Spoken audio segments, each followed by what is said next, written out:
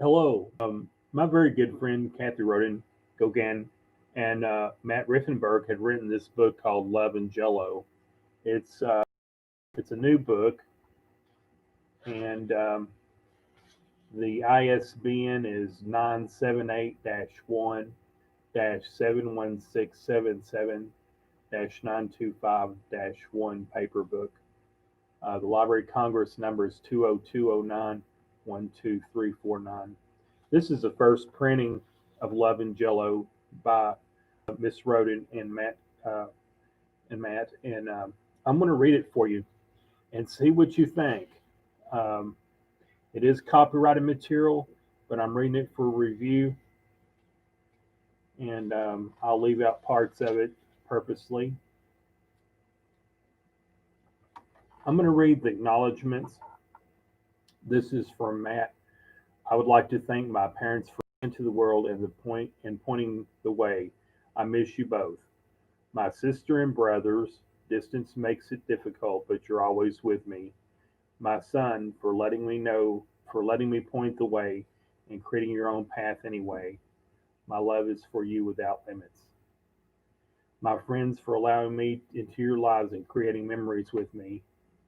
My friend and author Kat, for giving me a voice, your humor, your guidance, and support, and for sharing your journey. And this one's from Kathy. I would like to thank my parents, my dad, for always encouraging my thinking outside the box, and my creativity, and mom for my left brain skills and her patience with helping me get through and connect the more technical side of writing. I'm a combination of both, and I hope they're proud of me they created. I would like to thank Matt for his unwavering support and encouragement of me and my ideas and keeping each day for my life real fun and happy. Like with my parents, I feel this book is a combination of the silliness, randomness, and the expressingly imperfect perfection that I shared with thus far the best little master I know. The concept for Love and Jello was all Matt's, and I'm forever appreciative to allow me to come along for this ride. I want to make a special acknowledgement for Kathy's mom during this book. She was able to read a little bit of it. Um, she's mentioned in this book, and sadly, she had passed away before she was able to finish the book.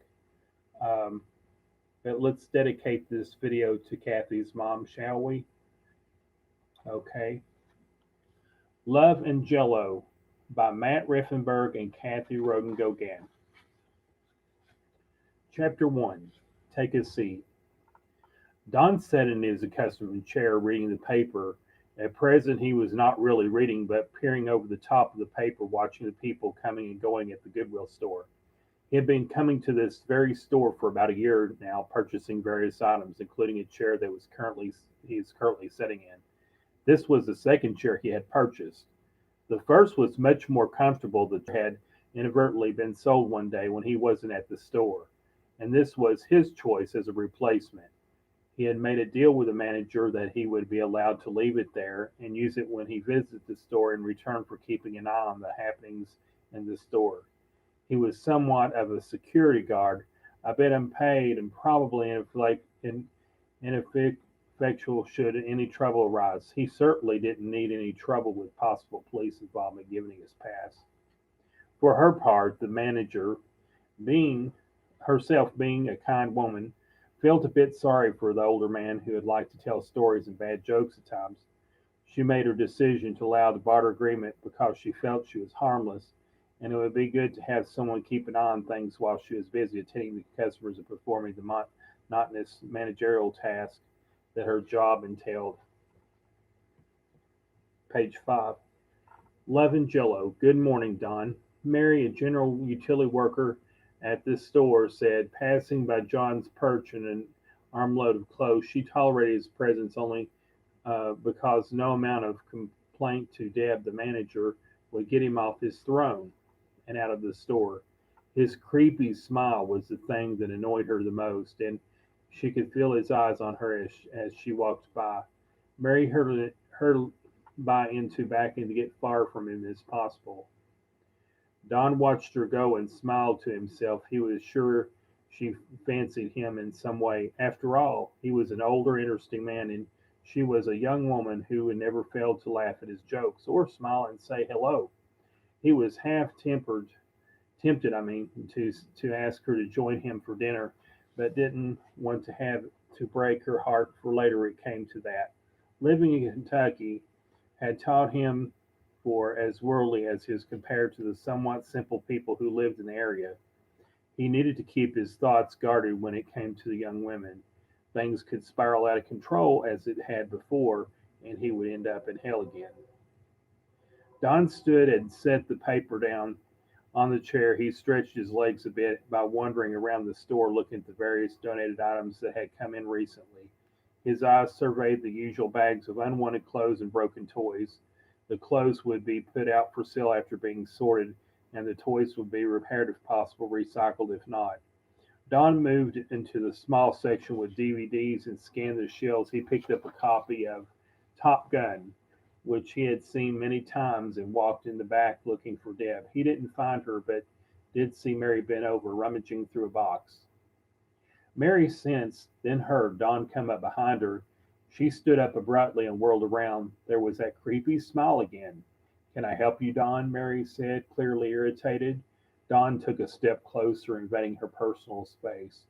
She wanted to slap the creepy smile away. "I'm sure you could, but it might be too much for an old man like me to handle," Don replied. "I was just admiring the scenery."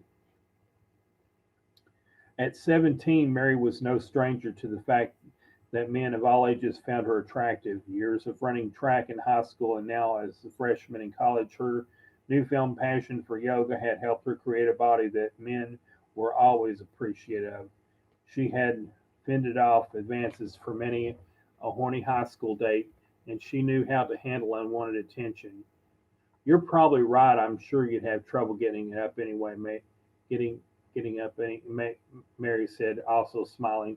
Don laughed, inwardly cringing, and was about to reply, but a line was forming at the register, and Mary hurried off to help. Laughing to herself, Don followed it and tossed a few dollars into the counter as he went by. Don saw Mary smirk as he walked by and went to the front door. As he walked outside, he was greeted with the heart of the I'm sorry, greeted with the heat of afternoon. Late September, it was still 90 degrees in the afternoon here in central Kentucky, a far cry from his childhood in Michigan. He walked to his car and locked the door. A few people were milling about and talking, as always seemed to be the case. Depressed economic conditions were seen pre poverty, meth addicts, and people looking for a bargain. He tossed the DVD into the passenger seat and started the car. He backed out of his usual spot and drove to the exit. His car was a nondescriptive Chevy. It was white, about 10 years old, and would be virtually invisible among the rest of the older cars seen in the area. Aside from the Amanda of pickups, the locals seemed to prefer almost everyone else drove either a new car they probably had trouble paying for or an old junker. Don's Chevy was rooted squarely in that group. The odd thing about it is that the chair he drove around was sticking out of his trunk. It wasn't there because he was delivering somewhere. Rather, it was to cover his expired license plate. In the 2 years he had lived in Kentucky, he had successfully evaded the police using the chair. Pretty clever for an old man who spent 4 years taking Psych 101 in high school. He could outwit any of those locals if need be, or so he thought. And this is chapter 2. I'm going to take a small break between each chapter, and y'all hang on because I'll be right back, okay?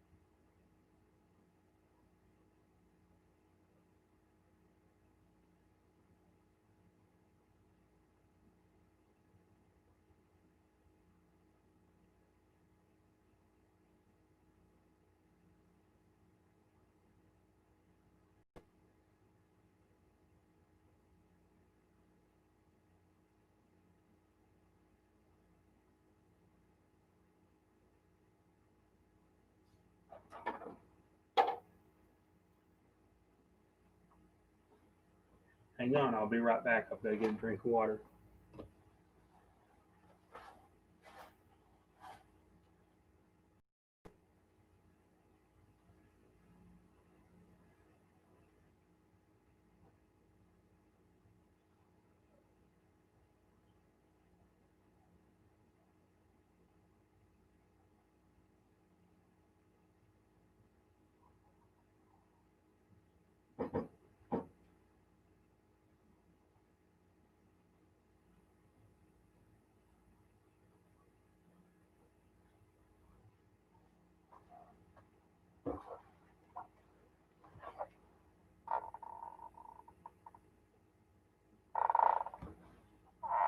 Chapter 2, Love and Jello. All manner of things. Don pulled up to a long one-story building. It was affectionately referred to as the Manor, but didn't quite live up to the image evoked when picturing a large estate house in the English countryside. Downton Abbey it was not.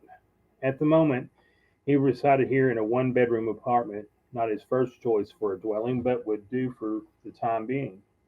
He liked the area, and some of the older residents were tolerable. The rest were idiots and had little interest in other than to get a free meal from or try to annoy as much as possible. As he entered the building and walked down toward his apartment, he passed Wayne, a fellow resident whom despised most of all. He wasn't sure why, really. He just never clicked with the guy. Wayne was somewhat of a simpleton in Don's eyes, whose sole mission in life was to eat all the day, every day. Don had rarely seen him without food in his hand, and if he wasn't eating, he was trying to scrounge a meal or candy or whatever someone else had. The fact that the other residents liked Wayne so much just made Don dislike him even more. "Hey, Don," Wayne said cheerfully. "What you got in the bag there?" Don grunted by way of reply and ignored his question as he continued down the hall. He wasn't about to engage his imbecile in conversation. As he fumbled with his keys, he heard a door open down the hall and whirling of an electric motor. He turned to see Faith's rodent daughter, Carol, disappeared out of the main door and headed toward her van. Don hadn't talked to Faith since he argued a couple weeks before. Faith's face cleaning woman Debbie with an eye, as Don liked to call her, was chasing Don one afternoon for an off-color religious comment he had made. Debbie with an eye, being a firm believer in all things biblical, was yammering on about Don having a day of reckoning with Jesus and how he needed to repent for his sins. Faith had laughed and was agreeing with Debbie with an eye as soon as Don stormed out. He liked Faith well enough, and the two had spent a lot of time together in the previous months. He felt Faith had disrespected him in this case, though. He hadn't talked to her since he was using the time to teach her a lesson. Maybe the next time she wouldn't be so quick to jump in and question his authority. As someone who had lived in the first Tennessee and later Kentucky for most of her life, Faith certainly shouldn't be one to question Don's intellect, for he knew much more than she did, and he was a man after all. At least that's how Don saw it. Upon opening the door, he looked down to find letter someone from the building management had slipped under his door that morning. As he made his way past the kitchen, he stopped and grabbed the vodka bottle off the counter, page 11, off the counter, and continued into the living room. He sat in the brown leather recliner he had purchased new many years ago, and it was definitely showing its age, but it was still comfortable, and there were not a lot of choices for sitting in his apartment anyway. To the outside observer, Don's apartment was a filthy mess. There were bags of clothes, derelict pizza boxes, unused clothes hangers, books of all sorts, and many other items scattered about which he had collected from various places, including the thrift store. Don didn't have a cleaner like some of the lazy ass residents who lived at the manor. He hadn't personally cleaned anything in the apartment over a year. Debbie with an eye would probably have had a stroke if he had to clean for Don. What Don did have was a recliner, which served as a chair, his bed, and his dining room when he had ate in his apartment. Most of the furniture he had purchased over time had been given away since he felt he didn't need many belongings in his life. He liked to travel a lot because he never knew when he was going to have looked for an alternative housing at some point. He kept his clothes in plastic tubs and plastic garbage bags just for the reason. Although his clothes were currently strewn around the various places in the apartment, he estimated if he needed to leave town in a hurry, he could be on the road in about 10 minutes, assuming he could find everything. Don opened the letter and poured some vodka into a glass he had used previously. He wasn't concerned about it being clean because everyone knows the alcohol in vodka will kill any germs that might be living in the glass. He hadn't taken 2 years of chemistry 101 back in Henry Ford High School in Michigan without learning a thing or two. Management was threatening to evict him again if he didn't clean up his apartment, and he had 30 days to comply. Fire hazard, blah, blah, blah. Don tossed the letter and envelope toward an overflowing garbage can and took a sip of his vodka. He dismissed the letter and his thread out of his hand and its thread out of his hand since he didn't care what the idiot managers had to say. He would clean up the place and they would leave him alone for a while to find some other reason to bother him. Maybe he would ask crazy woman Ruth across the hall to do it. She seemed to love cleaning and I was always wiping tables in the community room and helping some less fortunate people with mobility issues clean their places. He could also possibly buy pizza for everyone and would have them join to clean his apartment for him. Why would he do it himself if there were others he could just direct in doing it for him? It might cost a few dollars in pizza and he would have a conversation with some of them, but it would be worth it to make the problem go away. He would speak to Ruth first and approach a few of the others about the pizza party, casually adding in the cleaning of the party later. I'm sorry, cleaning component of the party later. As Don drifted off to sleep that afternoon, having a bit of too many sips of vodka, he heard the muffled sounds of arguing across from the hall. Excuse me.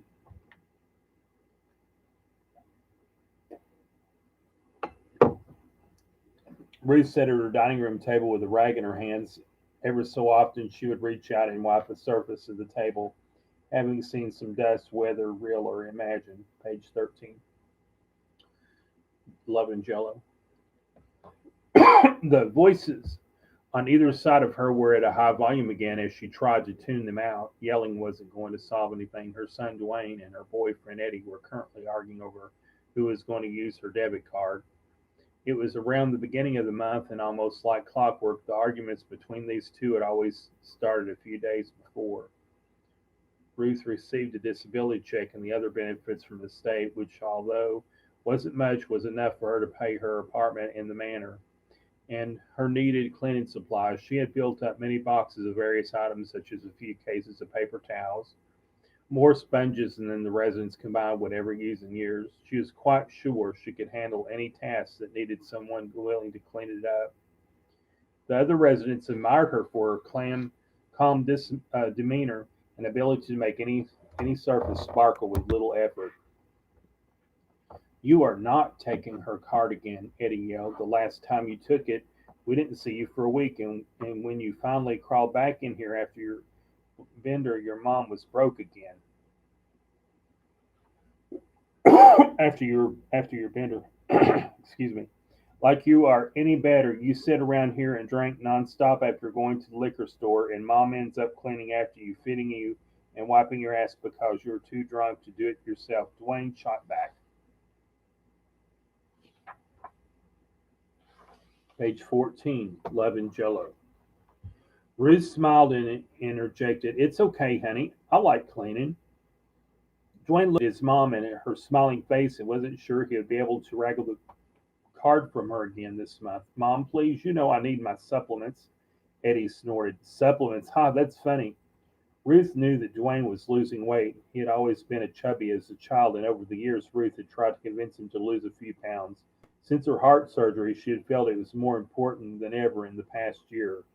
Dwayne had lost a considerable amount of weight, which was great in Ruth's eyes. He had lost his job at the factory he was working when it closed and moved to another location. Since then, he had trouble finding work, but had joined a gym as a way to alleviate boredom. Ruth knew his supplements very were important if he was to continue to stay thin. In reality, Dwayne had an addiction to opiates, which were the drugs of choice for more than a few of the people in the area. His dealer was holding out a fair amount of oxy for him, and he needed the cash to pick it up. Not having not worked in a while and having nothing else to sell to raise capital, he needed his mother's debit card to fuel the transaction for this month. Page 15, Love and Jello. Eddie knew the boy was addicted. He had seen it in many times over the years living in the unsavory parts of St. Louis. People died daily there, and it seemed so many had fallen victim to the plague of first cocaine, then crack, then later heroin. It was sad, really. Eddie knew many people who had thrown their lives away in search of a new high. He himself had dealt with the monkey of alcoholism for years, and it was, at last, killing him slowly, taking his liver function away piece by piece. This boy, he knew, was headed down to a steeper path. It wouldn't be long before he died of an overdose or was killed in some random drug deal gone bad. In truth, it would be a little over a year later that Dwayne mysteriously disappeared. Having finally landed a job as an assistant manager at a restaurant, Dwayne learned to curtail his drug use so that he could function. He was closing up one Friday night in early January and decided to partake in a bit of his current drug of choice since he was off to be off the next day. As he locked the door and headed his car to make the nightly bank drop, the effects of drugs took hold. The next morning, the owner of the restaurant found Dwayne's car still in the parking lot. He figured it wouldn't start, and Dwayne had to get a ride home. Later in the morning, he got a call from the bank saying that the nightly money deposit drop was never made. The owner called Dwayne's cell, which went to voicemail, and fearing Dwayne had taken off with the drop envelope, next called the police. An extensive search was conducted, page 16, Love and Jello. Around town, flyers put up news stories that no trace of Dwayne would be found, nor the money recovered from that cold January night. Months later, some excavation work was being done in the area behind the restaurant to build yet another chain store. It was there in the woods, about a quarter mile from the restaurant, that Dwayne's badly decomposed body was found, along with the drop envelope untouched from that evening. Police would theorize that after locking up, he would wandered into the woods and gotten lost in the dark. There was the evidence he had fallen and hit his head, possibly knocking him out, and eventually froze to death as he laid there. While it could have been an overdose, Dwayne's death was ruled as an accident. "You need to leave, boy. You ain't getting this card this time," Eddie said, his voice reddening. "Shut up, you old fool," Dwayne replied, his voice also rising. Ruth sighed and was about to say something to both when arguing is interrupted by a knock on Ruth's door. Ruth jumped up to answer it, wiping a few crumbs off the table as she went. Page 17, Love and Jello. "Hi, Wayne." Ruth smiled upon the door. "I was wondering, well, if you had some of that apple pie from yesterday left, Ruth," Wayne said. His light-colored shirt was stained with various things he had eaten that day. But Ruth welcomed him inside and steered him to the open spot at the table. Wayne smiled at the two men seated on each side of him as Ruth cut the pie and placed it on plates, wiping the crumbs from the counter as she did so. Eddie and Dwayne glared at each other. Looked like good pie. Where'd you get that? Where'd you hear about Bud? Poor bastard got himself took to the big house," Wayne said between bites. Chapter 3. I'm going to take a small break between each chapter. That way I won't lose concentration or feel like I'm rushed. I'll be back in just a minute.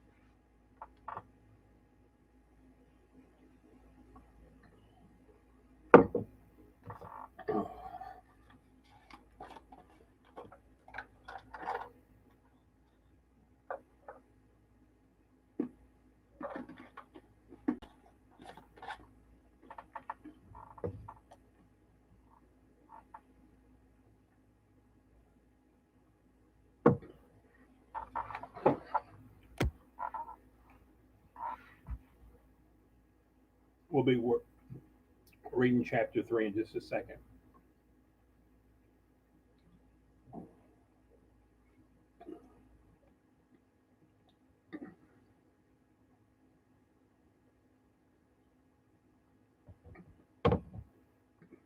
Love and Jello, chapter 3, page 18. Chapter 3, The Big House. News travels fast in a vacuum such as the manor. It was amazing just how fast things could spread. It was more than 3 hours after the ambulance showed up at 4 a.m. that most of everyone awake knew Bud had been carted out on a stretcher to a waiting ambulance. Currently, there were 5 residents in the common area of the manor discussing the sudden departure. Alice from Wonderland was at the office trying to get more information on Bud's situation. He's doing fine. It's all the way they tell. He's doing fine is all that they would tell me. Alice relayed when she returned at the 68-year-old. Alice looked much older. Years of physical and mental abuse had taken their toll on her. She was a petite woman with a soft voice who rarely spoke to anyone there until she met Bud. He had spent time with her, and people saw him coming and going from her apartment, so they assumed Bud and Alice were dating, or whatever classifies dating in your late 60s. She had found out from Ruth about Bud when she woke up that morning. It was strange to her because they had stayed up the night late that night before watching TV and talking. He didn't seem like anything was wrong, although he complained of a stiff back as usual. She knew Bud had been in the hospital before, but when questioned, he always said he was feeling fine for an old fart. 11 Jello, page 19. I wonder where they took him, mussed Wayne. It was a bit hard to understand him while he talked with a muffled mouthful of his bagel, and it came out as an honor or the no, I couldn't get that. Probably that big house, said Eddie. The boy who had issue. He was sicker than a dog last week, wasn't he? As mumbled Wayne, reaching for his cup of coffee. Wayne, you know I love you, but don't talk with your mouth full, Ruth said as she reached over to wipe bag, bagel crumbs in front of Wayne's spot. She had been hovering around and wiping every surface she could find and was ready to pounce on any rogue comments if needed with Wayne around. There was always crumbs to clean up. To all concerned, if Bud was in the big house, he was in the world of trouble. Most people who left the manor for the big house were never seen again. It was difficult to imagine that that nice, quiet man in apartment 4 was gone like many others before him. Ruth turned to Alice, but Bud said anything about tests coming up, operations he needed, or anything like that. She continued, I think he would would have said something. Page 20, Love and Jello. Alice stopped for a minute and said, well, no, not exactly. You know, he was pretty secretive about himself, and he didn't talk much about anything except motorcycles and his kids. Bud had spent several years riding around the small upstate New York town, and he had lived most of his life there. He had purchased a little used Honda and racked up a lot of miles on it over the years. He loved to ride and enjoyed his freedom, and wind on his face. When he turned 75, he figured it was time to give up, since there hadn't been a few close calls with some idiot drivers, and he was going weaker as the years went by. He still had his long white ponytail when he arrived at the manor, which was stark contrast to the other men there. Most hadn't seen their hair in years. The mystery of how Bud ended up in Kentucky from New York would remain so, as he never offered any clue to what brought him there. He was just showed up one day and had been living there ever since. Bud had been married once and had 4 sons. They were all grown, and although he had not seen any of them for a long time, he kept tabs on them, the people he knew who knew the boys, since his wife had left him when the boys were very young. He had kept up with what they were up to, largely without knowing. Over the years, he was able to hear about their success and failures without intruding into their lives. Since he was an absentee father, he didn't feel it was right to force a relationship with him. Pete, the oldest, page 21, Love and Jello. Jello, had lived with him for a long time, and they kept in touch sporadically over the years. Pete was busy raising a family as well as being involved in the National Guard. When Bud had ended up in the hospital the first time, it was Pete that they called the next of kin. He knew what the other boys were up to largely, though Pete he hadn't seen in years. Bud was proud of them and all figured that he didn't need much to mug things up by appearing on the doorstep after so long he watched from afar. I hope he didn't end up getting one of those bottomies, Wayne said while wiping spilled coffee from his shirt. My Uncle Bo ended up in the big house years ago and came back crazier than a fruit cake. Every time the fire whistle blew out in our town, he would hustle like an old Judge Bishop's dog. Poor bastard got hit by a milk truck crossing the road in front of his house. Wayne, barked Ruth, causing Wayne to spill yet more coffee on his shirt. Don't speak of the dead, praise be. Wayne looked at Ruth and said nothing, wondered what he got that her riled up, but knew better than to ask. Don wandered into the commons area and sat down next to Ruth. Page 22, Love and Jello. He leaned close to Ruth and whispered, Hey there, beautiful. Can I have some of your coffee? Ruth smiled, brushing slightly, and got up without a word to get him a cup. That's a fine woman there, Eddie. You'd better hold on to her. Eddie glared at Don, catching the impaled thread in his words. Don looked at Wayne and shook his head. Do you never stop eating? Turned to Alice and said, Good morning, Miss Alice from Wonderland. Where is the esteemed Mr. Budd this morning? Did you two have a long night together? And he is feeling a bit worn out this fine morning. Alice blushed and said, Oh, Don, I don't see where he is. Tears filled with her eyes as Eddie filed Don in about the early morning ambulance arrival. Don and Bud had gotten to know each other over some time, and Don felt that Bud was one of the few people at the manor he liked. He had swapped apartment keys in case of an emergency, Bud Bud had said. Love and Jello, page 23. Reality, it was Don who could cross his refrigerator if he was hungry. Bud had made Don's time at the manor more bearable. He was at least somewhat intelligent and could understand most of what Don said during their conversations. Unlike these seemingly simple locals, Don stood up and said, Well, we should go investigate the apartment for clues to young Spud's whereabouts, for I have a key. He took the coffee and order offered by Ruth and winked at her as he walked by. Ruth smiling, brushing crumbs off Wayne's shirt, and staying behind to wipe the table down as the rest filed after Don. Excuse me. He probably fell or cut himself or something. Probably no need to worry, Don said as he walked toward the door to apartment number 4.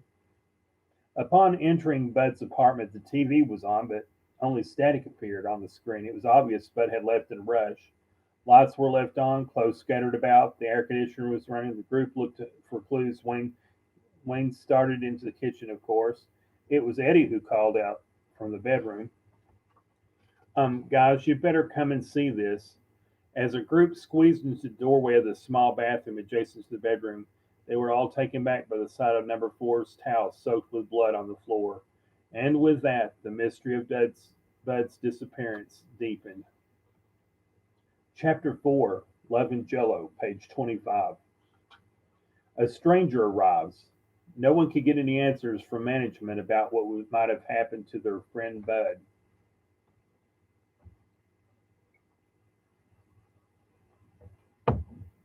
Alice was understandably upset. She worried about Bud's time in the big house would become permanent, as did the rest of the residents of the manor. There was much more speculation and rumor, but without any evidence, it was meaningless. A few thought he had cut himself somehow, but there was no evidence of anything broken in his apartment. No knives were found, no broken glass or anything that supported that theory. When the suggestion he was a victim of a crime where someone broke in and had harmed Bud was being bandied about, management was quick to squash that rumor, lest the residents become fearful for their safety. Excuse me.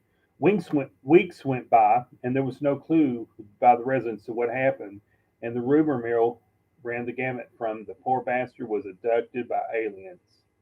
Per Wayne, the consensus that Bud had possibly passed away in the big house. It was weeks later that a man appeared at the manor whose presence would presence would offer an explanation.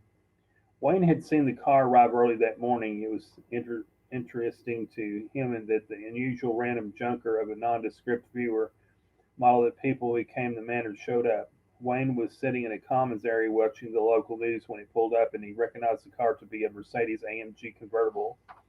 From a few times he'd been looking to page 26, Love Jello. A few times he'd been looking at the newest models on the internet. Wayne prided himself on knowing about cars since his younger days. He had worked as a mechanic and spent many years racing various cars on the street. He hadn't driven one in a few years, but he could still tell you the cylinder firing order of the small block Chevy engine. The car piqued his curiosity, and he wandered outside to get a closer look just as its owner was exiting the car. He was on his cell phone, and Wayne offered a hello as the man hung up. Hey, young man, nice car, sure is pretty, Wayne said by way of greeting. The man chuckled and said, Thank you, sir. It's fun to drive for sure. Can you direct me to the management office? I can do better than that if you like. I'll take you up there myself, Wayne said, happily to help. Lead on, my friend, said the man. Name's Wayne, but you can call me Wayne, was his reply. The man stuck out page 27, Love and Jello. Man stuck out of his head. Matt, nice to meet you. Wayne, a pleasure, Matt, said Wayne, shaking the younger man's hand. The pair walked up to the office. When inside, Wayne greeted the receptionist, Brenda, with a box of Dunkin' Donuts sitting on the counter. Hi, Brenda. This here young fella is wanting to see you, Matt. This here is Brenda. Good morning, Matt. How can I help you? Brenda asked as she glanced at Wayne and nodded at the box of donuts. Well, I'm hoping you can help me out. I'm here to visit my father. His name is Hastily Raffenberg, Matt replied. Brenda looked up at the man before her quickly and asked Matt to take a seat. She pressed into the intercom button and quietly spoke into the phone. Wayne overheard a few words. You better come out here. A man is here asking to see Bud, Brenda said quietly. To Matt, she smiled as she hung up and said, Someone will be with you shortly. Page 28, Love and Jello. Matt took a seat in one of the chairs in the reception area. He was tired of driving and happy to reach his destination. It had been a long trip from New York, but driving the new Mercedes made it a little bit more bearable. Many hours of driving isn't fun for anyone, but not having a hurry to allow him to stop along the way when he felt like it. The car had gathered its share of attention since it was rare to see one in person for a lot of people. There were a lot of questions from strangers asking how fast it was, how much it cost, similar themes. Matt answered everyone and enjoyed talking to the strangers he met along his trip. He hadn't taken a direct route to the small town he now found himself in, and instead he opted to head south from New York, driving with no real destination. He had spent a couple of days at the beach enjoying the sun and relaxing before continuing to Kentucky. Excuse me. Matt figured he would have to head to Florida and watch a rocket launch at Cape Canaveral or something before heading home. It was on sort of him a whim that he turned west and made the decision to visit his father. They had not spoken in many years, so Matt felt since he had the time and no responsibilities to tend to currently he would make the trip. Page 29, Love and Jello.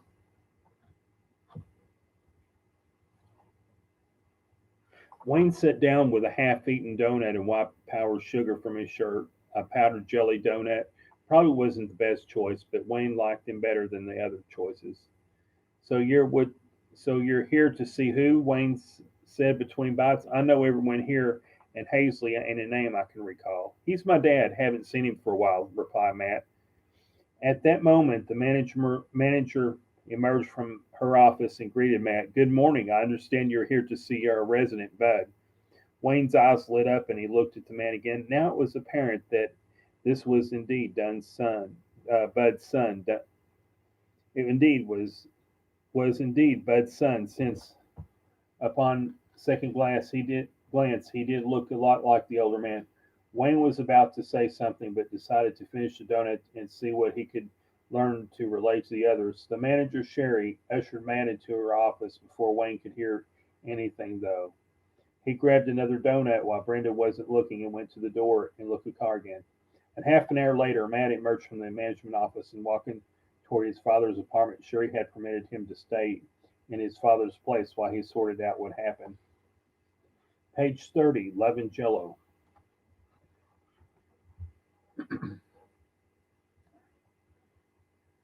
Somewhat in shock at hearing the story of his father being taken to the hospital and would be headed there to see him in short order, as he was exiting the office, he heard someone say, "Look out," and immediately felt pain in his leg when Carol ran her mobility scooter into him.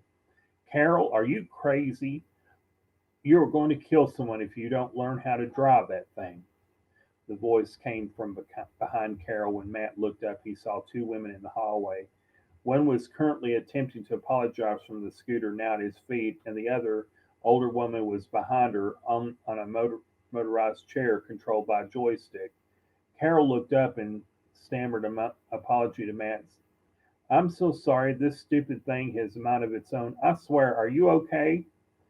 Faith Roberts looked on with a mix of amusement and anger on the scene of Matt rubbing his leg, and Carol looked embarrassed. "She runs into things all the time.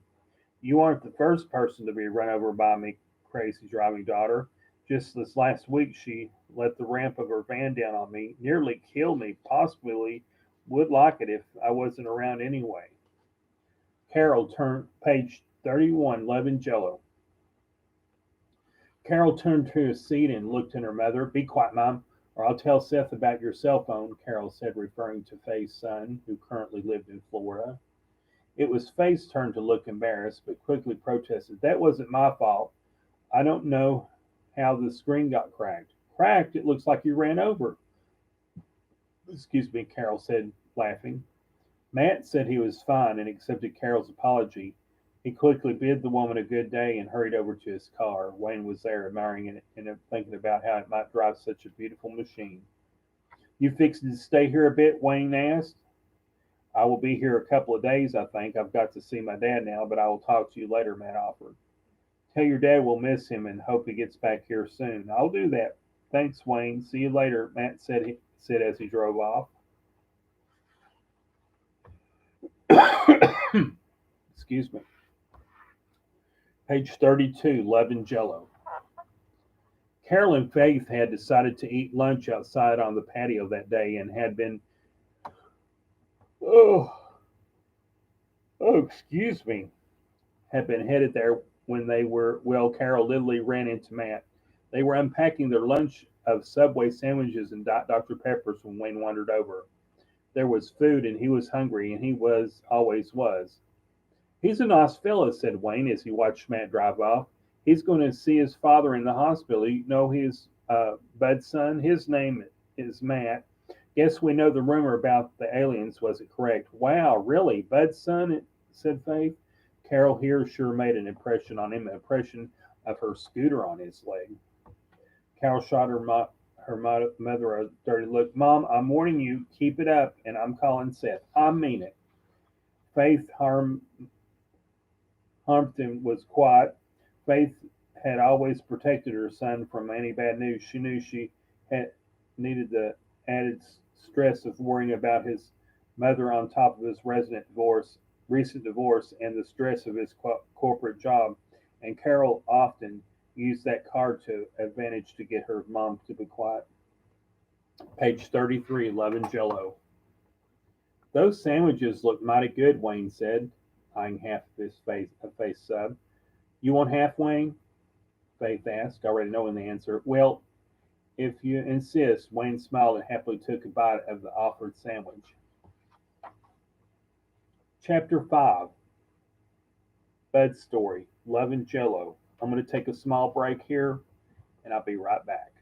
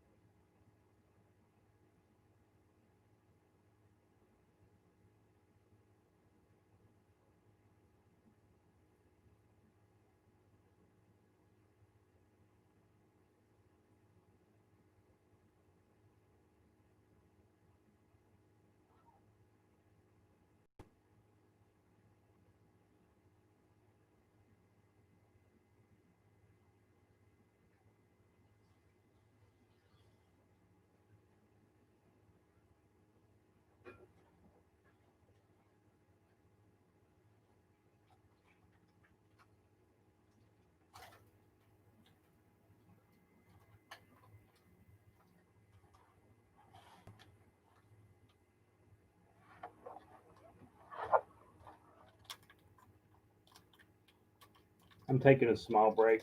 My jaw's getting sore.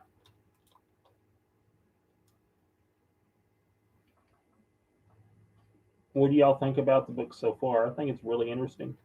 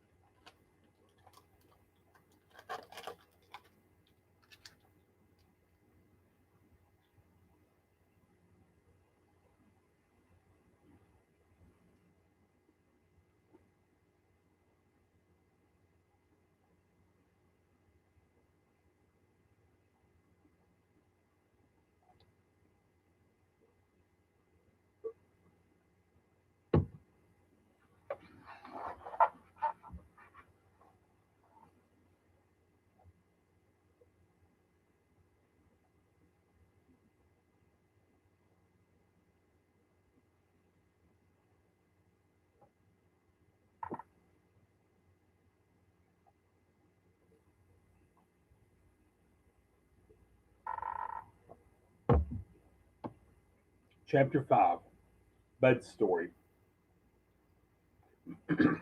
Faith had lived at the page 34. Faith had lived at the manor for the past few years. Her husband and Carol's father, Raymond, had passed away 2 years ago, and she was now alone except for her annoying part time cleaning woman, Debbie with an I, and her daughter, Carol. Faith and Carol had always had a bit of tenuous relationship, but things were better now than they had been before Raymond's death. Carol was attentive to Faith, making sure she got her doctor appointments, picking up groceries for her, making sure she ate, and so on. They talked daily, and gradually Faith had come to depend on Carol for these things. They had forged a truce of sorts, no matter how shaky it might be at times. Faith's time at the manor had been uneventful and somewhat lonely since Raymond's passing. There was a few months when she and Don were at an item of sorts. He would come over and spend time with her watching TV and eating Jello with milk poured on it. An odd combination for some, but it worked for them. Don would go up with a little present for Faith each visit. It might be more movie or something odd like pictures of a crying baby's face on a stick. It didn't matter to Faith. It was like the little things on the way they had laughed that drew her to Don. Don was somewhat of a strange man, and she never knew what might show up with. She had come to enjoy her time with Don, and her feelings had grown for him a great deal. She, in turn, would listen to his stories, watch TV with him, and occasionally lend him her debit card. To Carol's dismay, Carol didn't hold a very high opinion of Don. Faith reasoned it was because he wasn't Carol's father, and she saw him as a threat to Raymond's memory. Carol and her dad were always very close, and his death had left Carol devastated. For her part, Faith didn't mind helping Don, as he provided her with endless entertainment, and his companionship was that he needed at the time. Don was constantly surprising her with actions, once every even showing up at the door with boxes and boxes of Jello. Apparently, on one of his shopping trips, he had cleaned out the shelves at the local Kroger and brought it all to Faith's apartment for them to enjoy. Faith took it as a sign that he was planning to stick around and spend even more time with her, which thrilled her. Carol had been the one to point out that he used her debit card to purchase the Jello, but was at neither here or there to Faith. She just wanted him to continue to spend time with her. The debit card use was a minor thing in her eyes.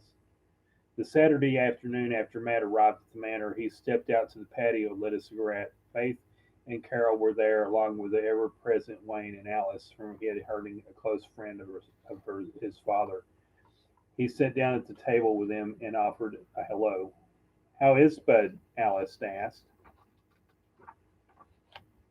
"Same," Matt sighed. Page 36, Love and Jello. Matt's visit to the hospital had not gone quite expected. He arrived and inquired about where he might find Bud and was taken to the ICU. The nurse at the desk had taken Matt to a nearby office, and minutes later a doctor had arrived. He was told his father had a fairly advanced colon cancer, was currently in a medically induced coma because the doctors feared wouldn't be able to breathe on his own if they woke him right away. Eventually, they would take him off the machine that helped him breathe when they were confident he could recover. His father's arrival by ambulance had been necessary after Bud woke up to go to the bathroom and was bleeding profusely. Having lost a lot of blood, he was almost dead when he arrived, but quickly, work by doctors had him stabilized enough that the surgeons could go on and remove part of Bud's colon and stop the bleeding. "He never said anything about being sick," Alice said quietly. "He's generally a pretty secretive person, I guess. I don't know where I know a whole lot about him, really," Matt mused. Page 37, Love and Jello. Matt looked off into the distance and told him what little he knew about his father. It was good to talk about him because things were weighing on his mind since he discovered how sick his father was. "My parents split up when I was 2 years old. I don't know what happened between them. Can't remember ever hearing my mom talk about it. One day we were living at the house at the Red Hook of upstate New York, and next sleeping to someone's couch for a few days. My mom had packed me and my brothers and herself, up, and we were gone. We moved around for a bit and finally ended up living by a lake in a small house. We saw my father a few times a week, but that dwindled to a never after a few visits. I remember I saw him once when I was 5, but maybe it was coincidence he was there. I was standing on the corner of a busy intersection with my brothers, and we were going to get a flu shot, I think. I remember my mom had been pretty sick at the time. I'm not sure how, but I was either knocked into the street by a kid on the bike who ran into me or ran out in traffic. I was hit by a car." "Oh my God," Alice exclaimed. Matt smiled sheepishly. "Yeah, probably not one of my best days anyway at the time. As the accident, my dad happened to be coming through the intersection with a couple of guys in a car.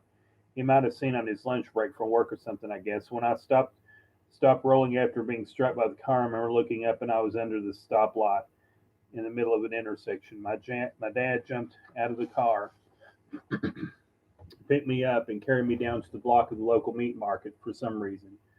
Strickler's Meat was the name." Matt laughed, remembering the scene he called crying and scared they were going to chop him up into hamburger or something to his 5-year-old. It seemed plausible. Wayne laughed at his comment and started to tell a story of his own, but Faith crushed, slushed him, shushed him for the moment, interested in hearing more about Bud and Matt's chance of meeting that day so many years earlier. Page 38, Love and Jello. Matt continued the story, trying to remember events as he talked. "The meat market was next door to the firehouse. I think someone who worked there was a volunteer fireman and sounded the alarm in short order. I went to the hospital. I vaguely remember my dad riding in the ambulance, but that might not be correct, and he may not have been with me in the hospital the next day. All I remember that I was had a lot of scrapes and gravel was dug out of them in the hospital. I probably got a flu shot there too. There was another kid in the room with me since I stayed at least overnight. It may have been a girl. I vaguely recall she made me a get well card." Matt shook his head, not recalling many more details beyond what he had replied. "Oh, that's so sad." Carol smiled. "Oh, that's so sappy." Matt grinned. Page 39, Love and Jello. Matt grinned at her and rolled his eyes before continuing.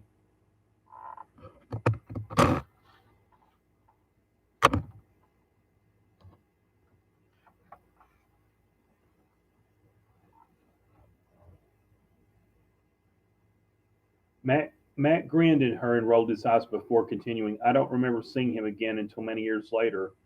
I know I might have been in my mid to late teens. My mother was dating a lawyer and was going to finally divorce my father, probably just to get it done, maybe at the lawyer's urging.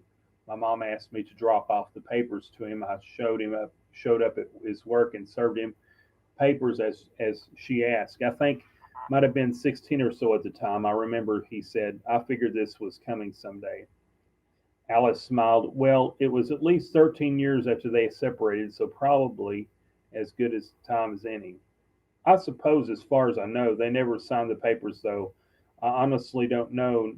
Not that it matters much. My mom passed away 4 or 5 years after that, Matt said. Wayne put a hand on Matt's shoulder. Sorry for your loss there, Matt. Matt shook his head to clear the thoughts of his mother's death from his mind at the moment. Years later, I saw him at a family reunion for some relatives who lived in the same town for me. Somehow, one of my brothers got involved in. Page 40, Love and Jello went along. I didn't know any of them. We all sat outside talking, and it was good to see him. We exchanged numbers, and it was call me so I could go to dinner or something, but it never did. Well, okay, people, this has been an hour, and I'm going to go ahead and close out on page 40. I'll have 3 more 1 hour sessions. There's a total of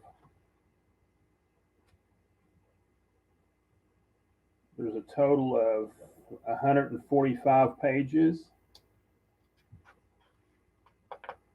So what I'm going to do 3 videos. I'm going to do 2 more 1 hour videos, and that should take care of the book. This is a wonderful book.